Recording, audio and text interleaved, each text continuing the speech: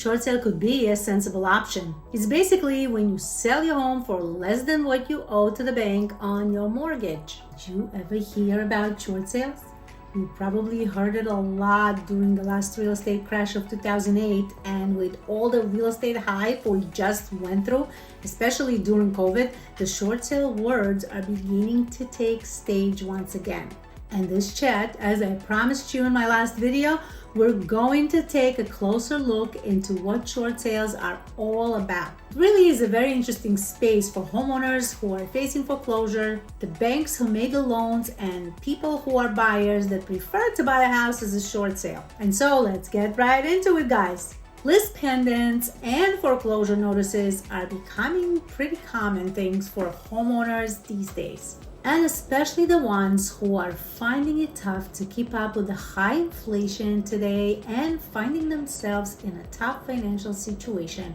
I know this might sound very serious, but it really is not as terrible as it seems. Short sales comes into play when it becomes clear that keeping up with the mortgage payment is getting really tough on the homeowner. Even if you heard that short sale might be a terrible thing, from my experience, I could tell you that it's quite a blessing for homeowners who find themselves in foreclosure. Short sale can actually be very helpful for everyone involved. So why short sales? Short sales these days are to help homeowners when they really need it. And I know if you're in a position of considering the short sale, it's not something to be happy about. But the truth is that the short sales can be really beneficial. They allow a way out of foreclosure. Banks can get some of the money that they lent back to them, and the homeowners who end up buying the house have a chance to get a little bit of a better deal when buying a short sale. It really does help everyone in this circle. So win, win, and win for all. And so I promise you a breakdown of what's exactly a short sale, right? Short sale when you as the homeowner owe more on your mortgage or mortgages than what the value of the house is in the marketplace. Period. This option pops up when it's becoming clear that keeping up with your mortgage payments is going to be a struggle. When this happens, the lender may agree to let you go for a short sale.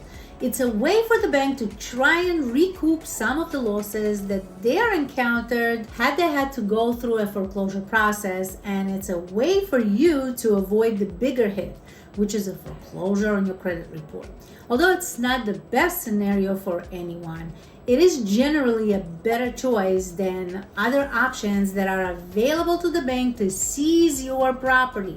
But it involves a lot. There's a lot of requirements to be considered and qualified to sell your house as a short sale. Banks usually look at short sale as the last resort before foreclosure. They are very careful and they take their time to check everything thoroughly before considering and deciding that the short sale is the right way for them to go. After all, there's a huge amount of money involved that the banks will be losing if they do agree to settle and sell the house as a short sale.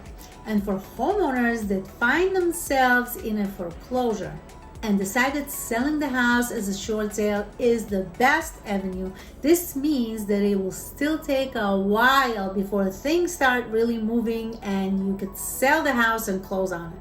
I'll be getting into the timelines for a short sale and the steps you will need to take if you are facing foreclosure and want to know if you might have the possibility to even be considered to sell your property as a short sale. But before we do that, I want you to know that I have a video I really recommend you to watch. And it's how many months can you be behind on your mortgage payments before foreclosure. It's really important for you to educate yourself, so watch that video, please. So let's get into the timeline for a short sale. I'm not going to lie to you. This is a bit of a puzzle and there's quite a bit of bureaucracy, and honestly, it's hard to give a precise timeline. So I will go into average for the sake of this educational video.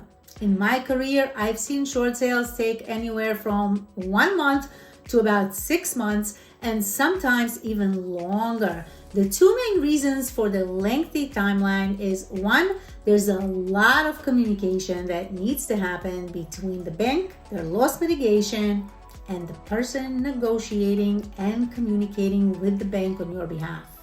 This requires a thorough follow-up on a regular basis. There are many documents that need to be submitted to the bank, which I will get into in a few moments. Number two is you, the homeowner, must be providing timely and efficiently all the documentations that are required, and many times it will be required to provide updates once every month.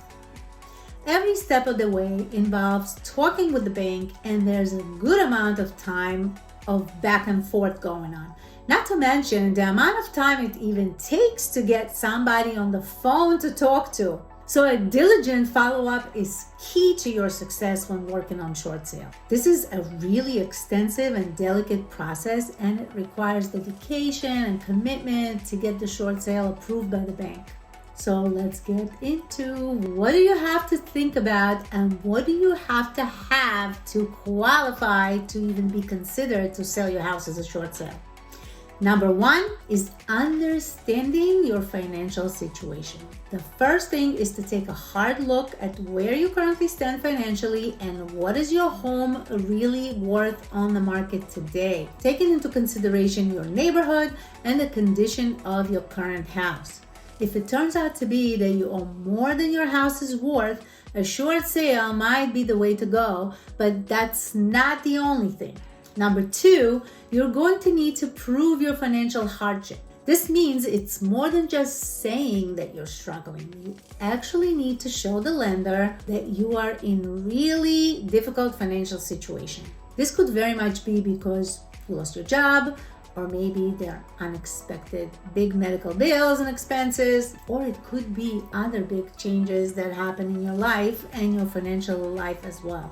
Think of this like this. You remember when you were applying for your mortgage, you have to provide documentation and prove to the bank that you qualify, capable, and able financially to make the mortgage payments, right? Well, when asking the bank to allow you to sell your house for less money that you owe to the bank as a short sale, you then have to do the opposite. You will have to prove to the bank that you cannot afford to make your mortgage payments.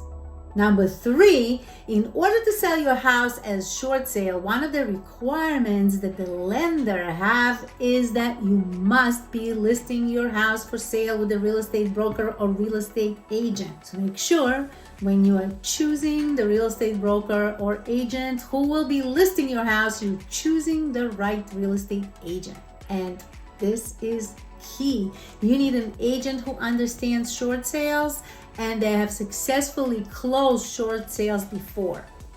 I cannot stress enough how important this one piece is. An experienced real estate broker who've done and assisted sellers facing a short sale situation previously have the necessary experience and knowledge, and they have a team of professionals who can assist in getting the short sale approved. Having the right professionals helping you and representing you throughout this process is key to the end result of a successfully getting approved for this short sale versus getting denied and declined. You have to always remember and keep in mind that until you resolve this pre-foreclosure issue, the risk of the bank actually going through with the foreclosure and seizing your house is there until it is resolved. Let's go to number 4. You will have to gather all of your financial information. You will have to pull all of your important financial documents and paperwork, which will include recent 2 years of tax returns, your bank statements, all the details about your mortgage and debt. And number 5, with the help of your real estate broker, you will be positioning yourself to selling your house. There will be price setting for your home, and we will have to get it on the market. And when there's a buyer for your house, the buyer's offer will need to be negotiated with the bank to get it approved. So I just touched on the subject of short sale in simple terms as possible. But remember, short sale is not a walk in the park. It is really complicated, but it's definitely a much better option than a foreclosure can ever be. And actually it can be a lifeline when you are in a tough financial situation. It's really choosing and making the best out of a difficult financial situation and finding a way to move forward. Short sale is a complex but fascinating process. It does require a lot of work and dedication, but it is so much better and liberating than foreclosure can ever be. And under no circumstances, you should never allow your house to go into foreclosure and foreclosed on. Don't go just yet. In my next video, I'm going to take this one step further, and I will explore together with you the actual steps and strategies of selling a house using the short sale method. It's going to be packed with practical tips and real-life scenarios to help you understand this path successfully. So don't leave before you subscribe and hit that notification bell, because you don't want to miss out on these essential insights for homeowners and buyers alike. And really, if you or someone you know is facing foreclosure, share this video with them. We want to help as many homeowners as possible to stop the foreclosure process, and actually in many cases help keep the house. I will see you in the next video.